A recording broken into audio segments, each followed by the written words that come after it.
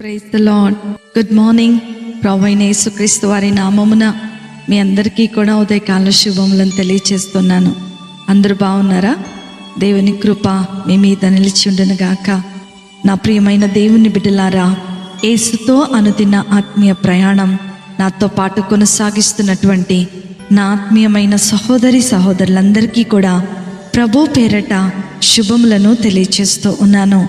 ఈ ఉదయకాల సమయము దేవుని మాటలో మనలను ఆదరిస్తుండగా దేవుని స్తోత్రాలు చెల్లిద్దాం, దేవుణ్ణి స్తుతిద్దాం. హల్లెలూయా. నేటి దినవాక్యము యెషయా గ్రంథము 66వ అధ్యాయము 2వ వచనము. ఎవడు దీనుడై నలిగిన హృదయము గలవాడై నా మాట విని వణుకుచుండునో వానిని నేను దృష్టి ఉంచుచున్నాను. హల్లెలూయా.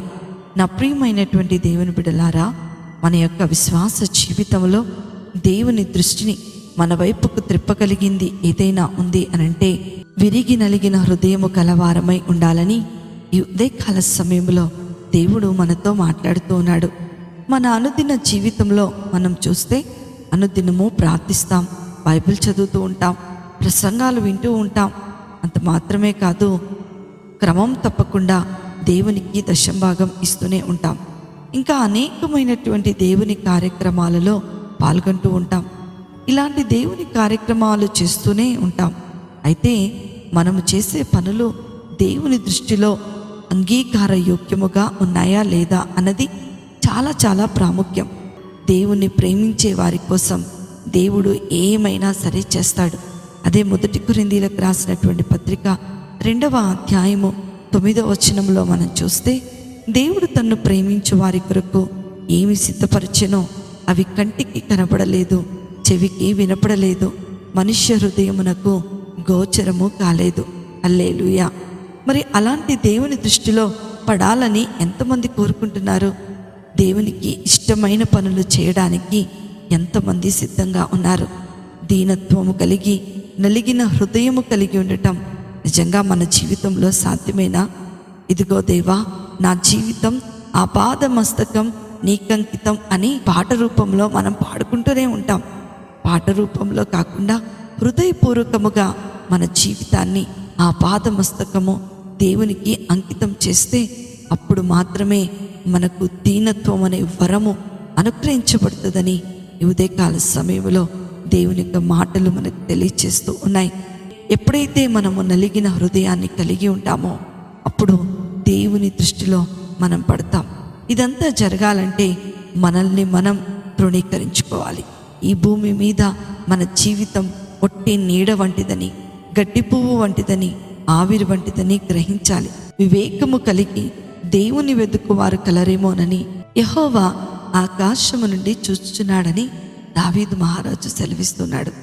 ఈ ఉదయకాల సమయంలో దేవుని దృష్టిలో పడాలంటే మనము దీనత్వము కలిగి విరిగి నలిగిన మనస్సు కలవారముగా ఉండాలి. ఎప్పుడైతే మనము దీనమైనటువంటి హృదయాన్ని కలిగి ఉంటామో దేవునికి ఇష్టమైనట్టుగా జీవిస్తాం.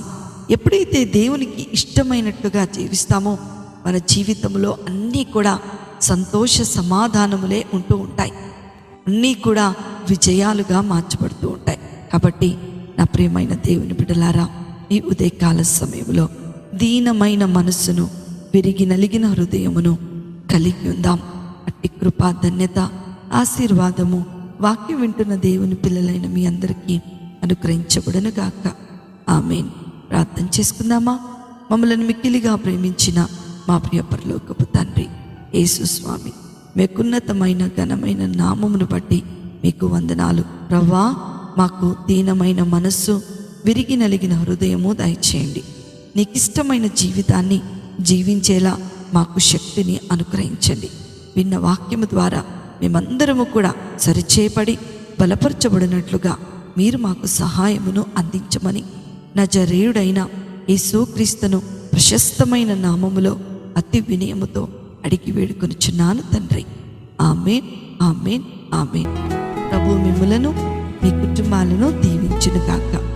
ప్రేమతో మీ సహోదరి శిల్ప జోసెఫ్.